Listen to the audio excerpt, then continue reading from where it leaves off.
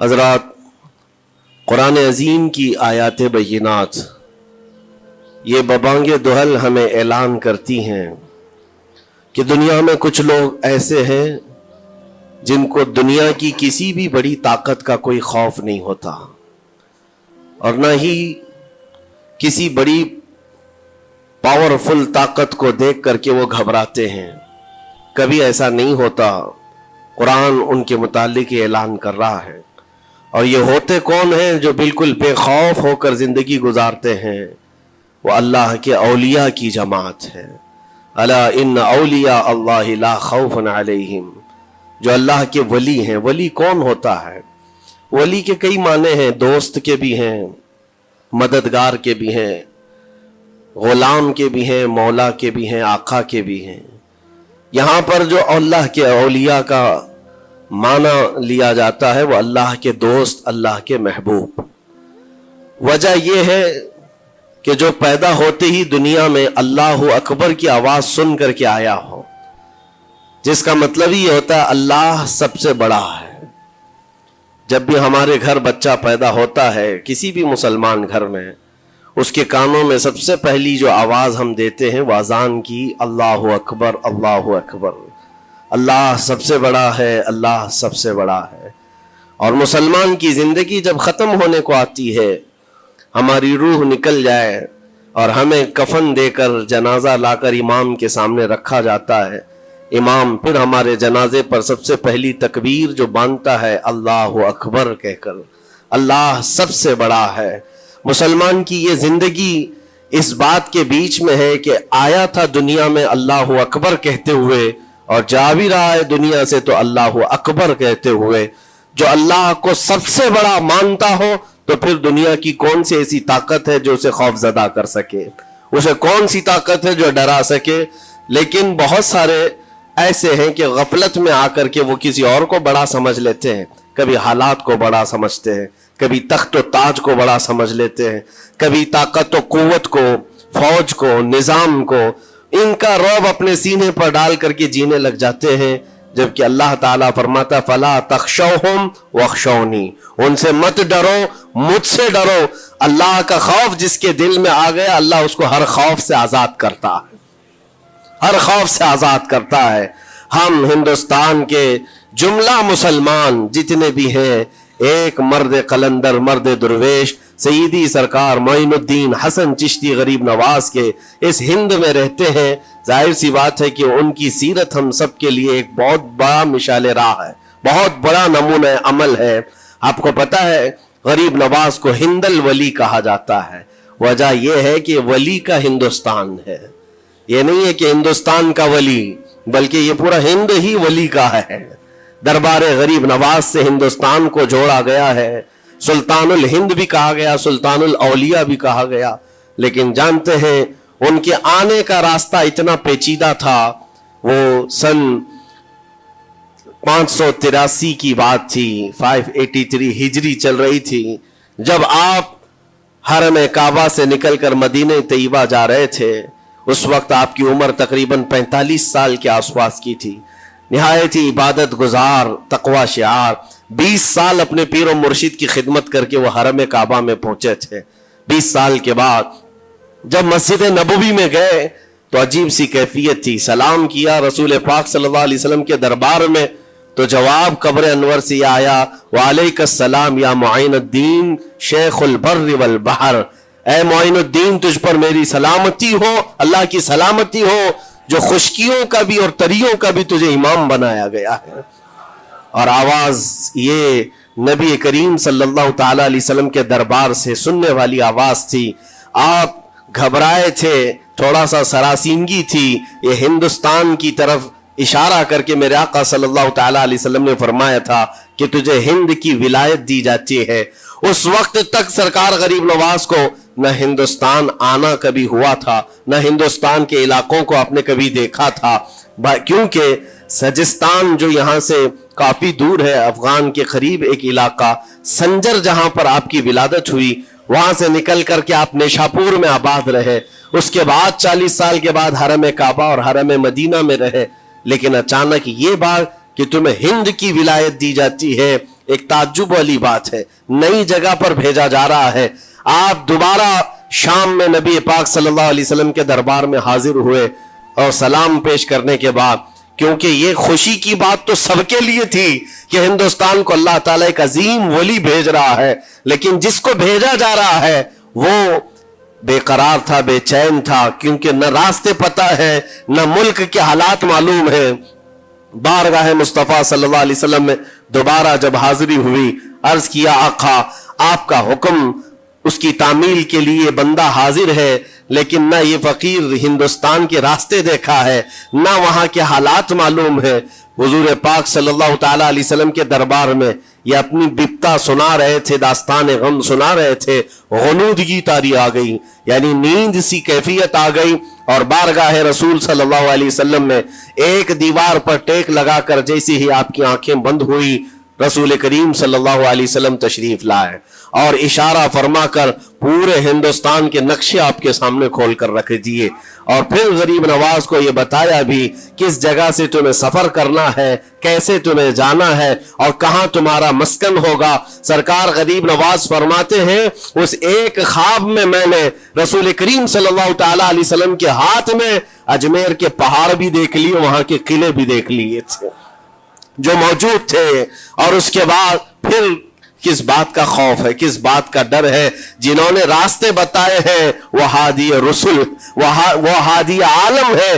نبی پاک صلی اللہ علیہ وسلم آئے ہیں پوری کائنات کو راستہ دکھانے کے لیے, اور جنہوں نے غریب نواز کو ہند کا راستہ بتایا ہو, پھر ڈر کس بات کا. جب آپ بیدار ہوتے ہیں تو اپنے ساتھ 40 قطب اس اولیاء کرام کی جماعت لے کر مدینہ طیبہ سے سفر کے لیے نکلے تھے. میرے عزیزو, اب بات یہاں آتی ہے, اسی لیے مدینہ طیبہ سے یہ پورا پلان ہوا ہے, مدینہ طیبہ سے بھیجا گیا ہے, مدینہ طیبہ سے پلیسمنٹ ہوا ہے. اسی وجہ سے آج تک تاریخ غریب نواز کو عطائے رسول کہتی ہے. عطائے رسول ہے, رسول اللہ کی عطا ہے, ہندوستان والوں کے لیے خاص عطا ہے میرے آقا صلی اللہ علیہ وسلم کی. جب وہ سفر کے لیے نکلے, سن 83 سے چلے تھے, تو یہاں ہندوستان پہنچتے پہنچتے آپ کو 87 یعنی 4 سال کا عرصہ لگ گیا تھا.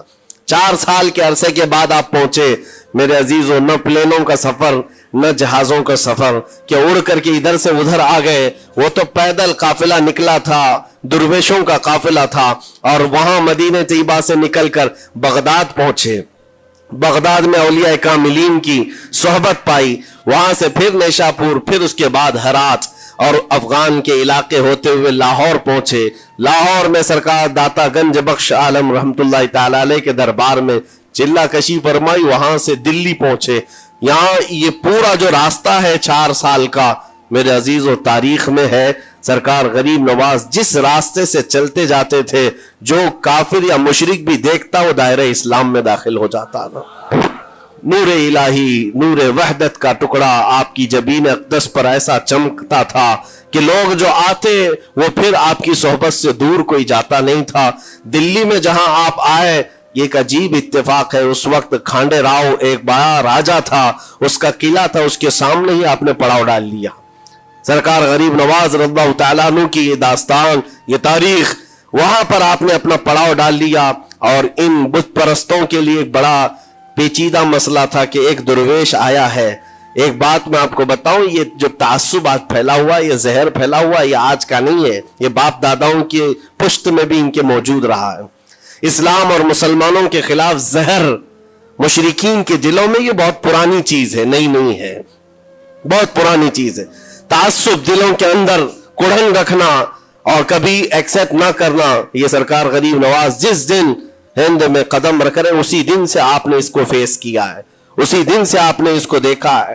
اور وہاں پر کھانڈے راؤ کی جماعت نے بہت کوششیں کی کہ یہ دلی میں داخل ہوا, یہیں سے ان کو ختم کر دیا جائے, نکال دیا جائے.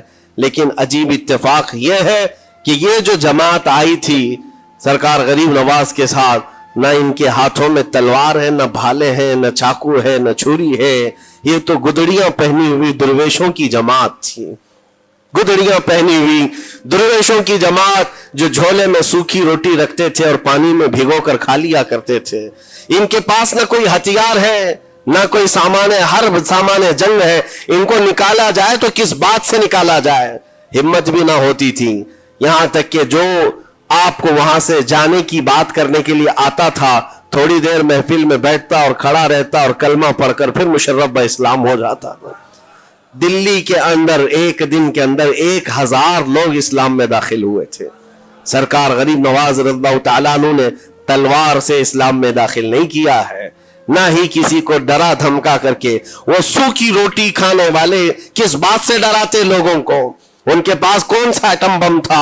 यहां मौजूद जो राजे महाराजे थे उनके पास फौज भी थे, हाथी भी थे, घोड़े भी थे, सब कुछ था। लेकिन आने वाला मर्द कलंदर क्या लेकर के आया था, तारीख में बताया जाता है ये वो जमाना था जब शिहाबुद्दीन गौरी हिंद के ऊपर हमले करके यहां पर आने की कई मर्तबा कोशिश किया।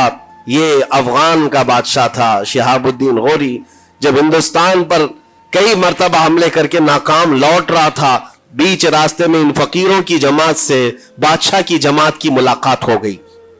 सिपाही जा रहे थे शिकस्त खाकर और ये दुर्वेशों का काफिला इधर आ रहा था। देखा पहचानी सी सूरतें लगती हैं। जाकर के एक सिपाही ने पूछा, बाबा आप लोग कहां जा रहे हैं? तो बाबा जो जमात में आ रहे थे उन्होंने कहा हिंदुस्तान फतह करने जा रहे हैं। बड़ी बात है। गुदड़ियां पहने हुए, पैबंद लगे कपड़े हैं, झोलियां लटकाए हैं। और उसने देख करके कहा मारा सिपाही ने, कहा ये देखते हो हमारे बादशाह की फौज है, इसमें हाथी घोड़ों की तादाद देखो, जरा सामान जंग तो देखो, इसमें नेज़े तलवारों की छनक तो देखो, और आप ये चंद फकीरों की जमात लेकर हिंद फतह करने की बात कर रहे हैं। तब सरकार गरीब नवाज के कानों में आवाज आई तो आपने कहा उससे कह दो फर्क यही है, तुम जब लड़ने के लिए जाते हो तो यही हाथी घोड़े और तलवारों के भरोसे जाते हो, मोइनुद्दीन सिर्फ अल्लाह और उसके रसूल के भरोसे जा रहा है। हमारे पास जो ताकत है वो अल्लाह और उसके रसूल के साथ होने की ताकत है। आज के जमाने में गरीब नवाज का यह जुमला हमारा हौसला बढ़ा देता है, कोई हो या ना हो अल्लाह हमारे साथ है, अल्लाह हमारे साथ है। हालात जितने भी बदलते जाएं, लेकिन मेरे अजीजों अल्लाह हय्य क़य्यूम हर चीज को देख रहा है, उससे कोई चीज गाफिल नहीं है। बाज लोगों ने ये शोशे छोड़ना शुरू कर दिए कि अब इनका मुस्तकबिल क्या होगा, अब इनका फ्यूचर क्या होगा, नई हुकूमतें आएंगी, नया निजाम आएगा, अब तुम्हारी न मस्जिदों की खैर है, न मीनारों से आवाज आएगी, न तुम्हारी अजानों का और न ही तुम्हारे नमाजों का कुछ फ्यूचर है। ये सब बातें उन लोगों के जरिए से आ रही है जो किसी के फजला खार हैं या किसी के इलेक्शन के पैसे खाए हुए लोग हैं। मैं कहता हूं जो सच्चा मोमिन है वह इस बात पर अहद करता है, करबला की सरजमीन पर भी अजान की आवाज बंद ना हो सकी थी, जहां बहता खून भी बता रहा था इस्लाम जिंदा होता है हर करबला के बाद। आज भी हालात अगर हमारे मुवाफिक नहीं है तो मेरे अजीजों नस्लों में कोई तो आएगा जो सलाहुद्दीन बनकर के उभरेगा, नस्लों में कोई तो आएगा जो गरीब नवाज का गुलाम बनकर मोइनुद्दीन बनकर के निकलेगा। इसलिए कि हालात हर वक्त एक तरह के नहीं होते, हमने तारीख देखी है और अब ताला का कानून है, कभी बादशाहों को फकीर बना देता है और कभी फकीरों को बादशाह का मनसब अता कर देता है। जब सरकार गरीब नवाज दिल्ली के सरजमीन पर आप बैठे हुए थे अपने सूफिया की जमात के साथ, एक दस्तरखान लगा हुआ था, दस्तरखान लगा हुआ है, औलिया इकराम की जमात है, एक दूसरे से बातचीत कर रहे हैं। दिल्ली में उस वक्त हालात अजीब थे। एक छोटा सा लड़का जिसकी उम्र 13 या 14 साल की रही होगी, वो अपने हाथ में खटोरी और एक तीर और तरकश लेकर के सामने से जा रहा था। औलिया की नजर उस पर पड़ी, सरकार गरीब नवाज ने नजर उठाकर देखी और सामने से मजमे से जाने वाले बच्चे बहुत सारे होते हैं, कोई आया गया, लेकिन गरीब नवाज ने नजर उठाकर देखा और फिर सूफिया की जमात से कहा कि देखना ये कल दिल्ली का बादशाह बनकर के निकलेगा, हिंदुस्तान की पूरी सल्तनत इसके पास होगी। तारीख में मौजूद है गरीब नवाज की जुबान से निकला हुआ ये जुमला। वो लड़का कोई और नहीं था, सुल्तान शमसुद्दीन अल्तमश, जो हिंदुस्तान का ताकतवर बादशाह बनकर के निकला था। हाँ, वो जिसको चाहे नवाज दे और जिसको चाहे उठा दे।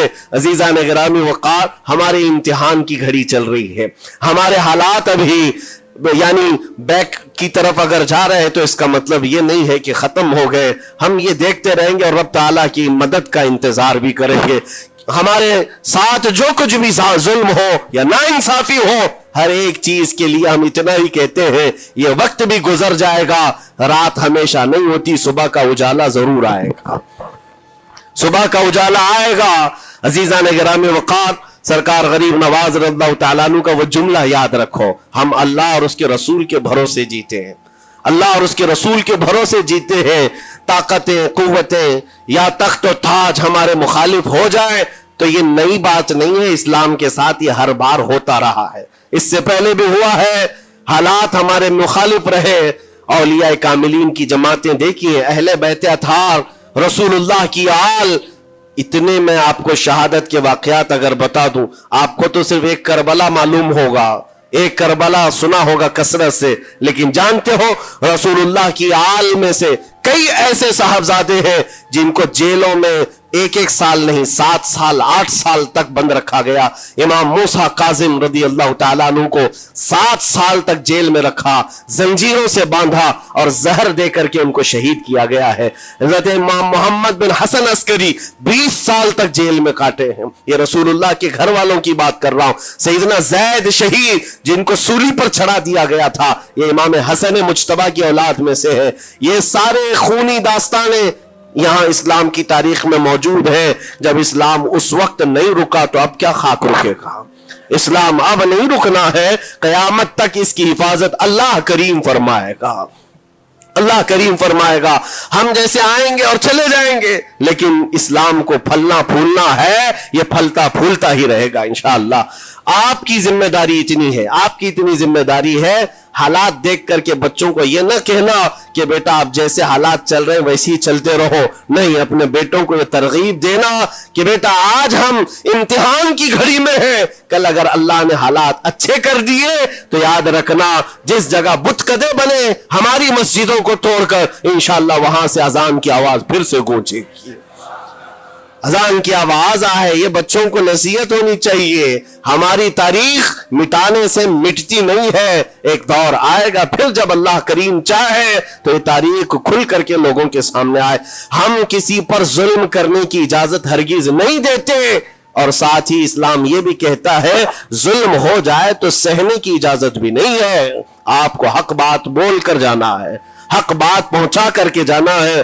بولنے میں کیا ہے، ہماری زبان کاٹی جائے گی، ہماری گردن ماری جائے گی، لیکن حق بات کی حفاظت نسلوں تک منتقل کرنا اللہ کریم کی طرف سے ایک بہت بڑا انعام ہے، اس کا بہت بڑا انعام ہے۔ یہ تو ہم کر ہی سکتے ہیں، ہماری نسلوں کو یہ بات بتائیں گے انشاءاللہ العزیز۔ یہ غریب نواز کا ہندوستان کل بھی تھا، آج بھی اور ہمیشہ رہے گا انشاءاللہ۔ سرکار غریب نواز کا پھیلایا ہوا یہ چراغ کبھی پھونک کے پھونکوں سے بجھایا تو نہیں بجھایا جا سکتا۔ آپ دلی کی سرزمین سے جب اجمیر معلیٰ پہنچے تھے، یہ تقریباً 7 مہینے کا سفر تھا غالباً، اس سفر کے دوران کئی ہزار لوگ اسلام میں داخل ہوئے تھے، اور آپ کو اس کے بعد کی تاریخی حالات معلوم ہے۔ جادوگروں نے مقابلہ کیا، راجوں مہاراجوں نے، بادشاہوں نے مقابلہ کیا، اور فوج نے مقابلہ کیا، نہ جانے کتنے لوگ۔ ایک بار تو ایسا ہوا کہ انا ساگر کی اس پہاڑی پر آپ ذکر میں مشغول تھے، راجے نے کئی مرتبہ یہ سوچا کہ ان کو مار کر کے یا کسی طرح سے بھگائیں، لیکن جب نہیں ہوا تو راجہ سے کسی نے کہا یہ منتر والا کوئی فقیر ہے، اس کا توڑ منتر والے سے ہی ہوگا۔ تو اس وقت جو بہت بڑا ان کا ایک منتر جاپ کرنے والا پجاری تھا، اس وقت اس تاریخ میں اس کا نام رام دیو بتایا گیا ہے، یہ والا نہیں ہے، اس زمانے کا تھا۔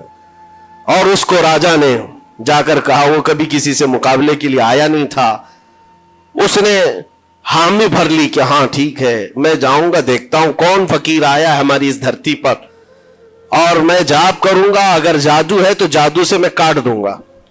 اس نے تقریباً اپنے ساتھ 400 یا 500 پجاریوں کو لیا، اور جب وہ آیا تو سرکار غریب نواز کے ساتھ 2 خادم تھے، آپ کے ساتھ صرف 2 خادم بیٹھے ہوئے تھے۔ کہا کہ حضور بہت بڑا مسئلہ ہے، پجاریوں کا جادو ہم پر حملہ آور ہے، ان کا جادوگر حملہ آور ہے، اور مقابلے کے لیے وہ لوگ میدان کے قریب آ چکے، پہاڑ کے نیچے ہیں، آپ اپنے چلہ گاہ سے اٹھتے ہیں جہاں پر آپ عبادت کر رہے تھے۔ کہا ٹھیک ہے ہم جاتے ہیں، اور اس کے بعد सरकार गरीब नवाज ने कहला भेजा अपने खादिम से, कहो कि वो अपना मंत्र पढ़े, हम अपना मंत्र पढ़े। वो अपना मंत्र पढ़े जो भी उनके जादू का है। अब जब वो पंडित ने, पुजारी ने देखे बगैर अपने सारे पुजारियों से कहा कि जैसे ही वो दुर्वेश आएगा, वो फकीर आएगा, हमारा ये मंत्र है, ये पढ़ना, वो आग में भस्म हो जाएगा, दुनिया देखेगी। सबों ने कहा ठीक है, लेकिन अभी किसी ने देखा नहीं था। लेकिन जैसे ही वो अपनी झोपड़ी से ये मर्द कलंदर जलवे रसूल लेकर के निकला था, जमाले रसूल लेकर निकला था। बेटा है किसका? हसन और हुसैन का बेटा है, फातिमा जहरा का बेटा है। जैसे ही बाहर आए, वो मंत्र जो सिखाया गया था सबके करीब करीब आए। 400 लोगों ने वो गरीब नवाज की पेशानी को देखकर मंत्र पढ़ना शुरू किया। और मंत्र क्या था? उनकी जुबान से ला इलाहा इल्लल्लाह, ला इलाहा इल्लल्लाह, ला इलाहा इल्लल्लाह। लोगों ने कहा ये इधर कैसे आ गया कलमा? और जाकर उस रामदेव से कहा गया, उसने कहा कि ये 400 के 400 लोग तो कोई और ही कलमा पढ़ रहे हैं, कोई और ही कलमा पढ़ रहे हैं। वो उतर करके आया हाथी के कजावे से नीचे और सरकार गरीब नवाज को देखा तो उसने कहा ये झूठ नहीं कह रहे, मैं भी वही पढ़ता हूं जो ये पढ़ रहे हैं। आपको तारीख में पता हो कि इसका नाम सरकार गरीब नवाज ने शादी देव रखा और अपने मुरीदीन में शामिल फरमाया। और जिंदगी भर सरकार गरीब नवाज के खुलफा में और आपके खादिमों में शामिल रहा। ये तलवार से और चाकू भाले नेज़े से नहीं किया गया था, वो नूरे मुस्तफा की जलवागरी थी। जहां नजर उठाया वहां के दिलों की कालक को दूर करके उनके दिलों को भी रोशन फरमा दिया था। आज हम भी यही तमन्ना करते हैं, अजमेर इसीलिए जाते हैं कि एक नजर हम गरीबों पर पड़ जाए और दिल का कालक और दिल की कालक निकल जाए और फिर दिल चमकने लग जाए। क्योंकि अल्लाह के वलियों की नजर जहां पड़ती है वो जगह भी रोशन और ताबनाक हो जाया करती है।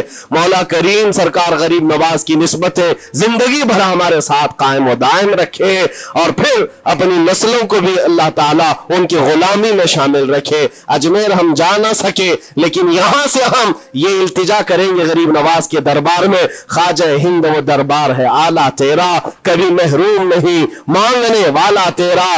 तेरे दर की ये करामत देखी है बारहा, तेरे दर की बारहा ये करामत देखी